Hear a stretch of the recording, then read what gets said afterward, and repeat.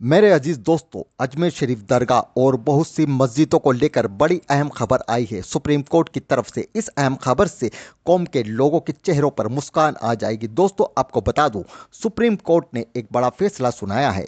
आप बखूबी जानते हैं कि मस्जिदों में मंदिर ढूंढे जा रहे हैं, वहां पर मूर्तियां ढूंढी जा रही है, साथ ही सर्वे की मांग की जा रही है, जिससे मुल्क का माहौल बिगड़ रहा है। जैसा कि आपने संभल में देखा होगा, इसे कई मस्जिदों में मंदिर मूर्तियां तलाश की जा रही है। अभी अजमेर दरगाह में भी कार्रवाई की मांग की जा रही। जितनी भी मांग की जा रही थी वो सभी मजहबी जगह को लेकर, जैसे मस्जिद, दरगाह, कब्रिस्तान। दोस्तों, आपको बता दूं, इन सभी को लेकर एक बड़ा फैसला आया। सुप्रीम कोर्ट ने आदेश दिया। सुप्रीम कोर्ट ने 3 जजों ने सीधे बोल दिया कि अब कोई भी याचिका मंजूर नहीं की जाएगी। निचली अदालतों से साफ साफ कहा है कि इन मामलों में कोई भी दरखास्त मंजूर नहीं करेंगे और सर्वे की भी परमिशन नहीं देंगे। आइए सुनते हैं इस मामले पर वरिष्ठ वकील क्या कहते हैं। देखिए, आज बहुत ही अहम और महत्वपूर्ण आदेश आया है। This order speaks to the basic structure of our Indian Constitution, which says that secularism is part of the basic structure of the Constitution. Places of Worship Act was passed, parliament ने पारित किया था 1991 में। उससे पहले बाबरी मस्जिद, राम जन्मभूमि का एक सिविल डिस्प्यूट शुरू हो चुका था। ये पार्लियामेंट ने इसलिए पास किया क्योंकि उसको चलते, जैसे हमारे देश का इतिहास गवाह है, there was a lot of communal tension. In fact, there were riots.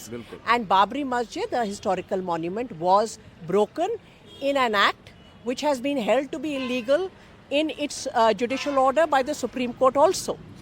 Now, in these circumstances,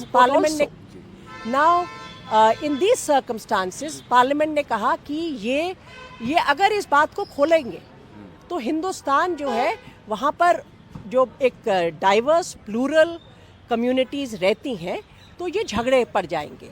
और अगर आप बोलते रहेंगे इतिहास में क्या हुआ, तो देश आगे की तरफ कब देखेगा, प्रगति कब करेगा।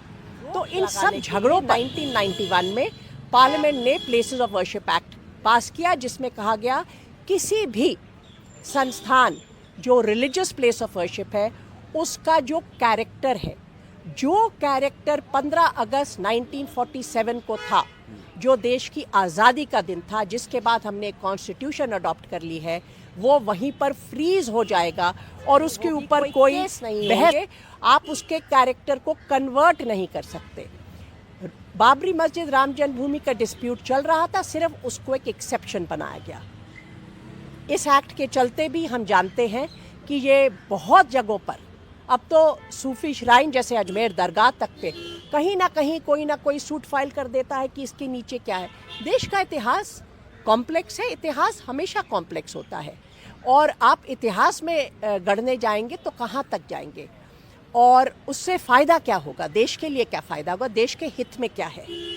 आज कोर्ट ने कहा कि जो भी जब तक हम ये मामला तय नहीं करेंगे, अब इस मामले में क्या है, कुछ रिट पिटिशंस डाली गई हैं चैलेंज करते हुए प्लेसेस ऑफ वर्शिप एक्ट की कॉन्स्टिट्यूशनैलिटी को, कि ये कॉन्स्टिट्यूशनली वैलिड कानून नहीं है, इसको सुप्रीम कोर्ट को रद्द कर देना चाहिए। जमीयत उलेमा हिंद ने एक रिट पिटिशन दाखिल करी हुई है, जिसमें कहते हैं कि इस एक्ट का एनफोर्समेंट चाहिए हमें, और वो एनफोर्समेंट के लिए हमने बल्कि एक स्टे एप्लीकेशन भी लगाई हुई है कि जब तक केस डिसाइड नहीं होता इस पे रोक लगाई जाए। हाल ही के दिनों में ये संभल में कितना बड़ा लोगों की जानें गई हैं इस मसले को लेकर। अदालत ने आज जो बहुत महत्वपूर्ण फैसला दिया है, उसमें कहा है कि कोई नया सिविल सूट इस मामले को लेके, कि मंदिर है कि मस्जिद है, मस्जिद के नीचे क्या है, कोई भी उसके, ये मंदिर मस्जिद का खेल नहीं है, कोई भी प्लेसेस ऑफ वर्शिप हो, कोई सिविल सूट रजिस्टर नहीं होगा, और कोई इफेक्टिव ऑर्डर, फाइनल या इंटरिम ऑर्डर, क्योंकि ये सर्वे वगैरह तो इंटरिम भी होते हैं, कोई भी ऐसा ऑर्डर नहीं पास होगा, और कोई भी सर्वे का डिसीजन नहीं दिया जाएगा।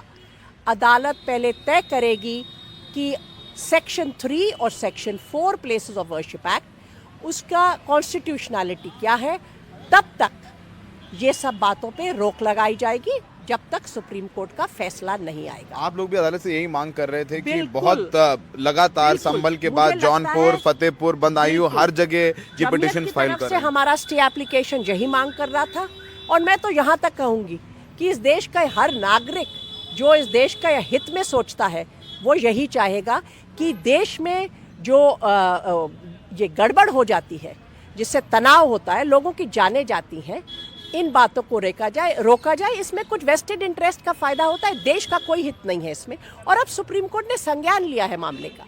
जब सुप्रीम कोर्ट संज्ञान ले चुका है तो फिर नीचे की अदालतों को रोकना चाहिए सुप्रीम कोर्ट का फैसला आने तक। मथुरा शाही ईदगाह मस्जिद के वकील महमूद प्राचा साहब हैं, उनसे जानेंगे कि आज कोर्ट ने अपने आदेश में क्या कहा।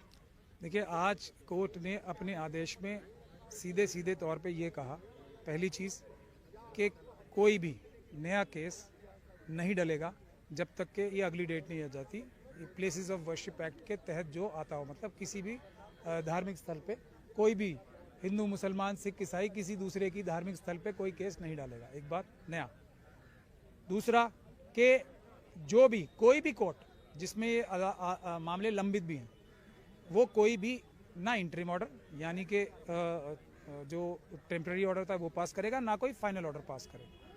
और स्पेसिफिकली तीसरी चीज़ का जो नाम लिया है वो है कि कोई भी सर्वे का ऑर्डर नहीं करेगा। तो ये बुनियादी तौर पे ऑर्डर हुआ है, लेकिन ये सारे ऑर्डर अगली तारीख तक के लिए हुए हैं। और जो आपने कहा कि केंद्र सरकार तैयार हो गई, थोड़ी अजीब बात है, तैयार हो गई जैसे कोई उनके ऊपर दबाव डाला जा रहा था, लेकिन ये बात सही है, सुप्रीम कोर्ट ने उन्हें तैयार किया। वो तैयार नहीं थे, इसीलिए 4 हफ्ते का ही टाइम उन्हें दिया गया है।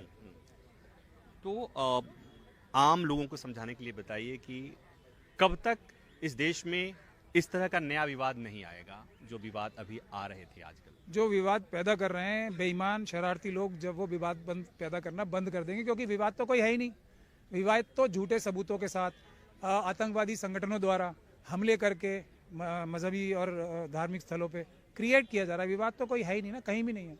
और जब तक वो क्रिएट करते रहेंगे, जब तक चलता रहेगा, उसे कोई ना अयोध्या की 5 जज की जजमेंट रोक पाएगी, ना कोई सुप्रीम कोर्ट में एफिडेविट दिया हुआ कि हम एक मस्जिद को नहीं तोड़ेंगे, वो काम आएगा। कुछ काम नहीं आएगा जब तक गैर संवैधानिक लोग, आतंकवादी लोग आतंकवाद करना चाहेंगे, जब तक ये कंटिन्यू रहेगा। बार बार कभी ये कहा जाता है कि अयोध्या तो झांकी है, मथुरा काशी बाकी है, मतलब 2 और हैं।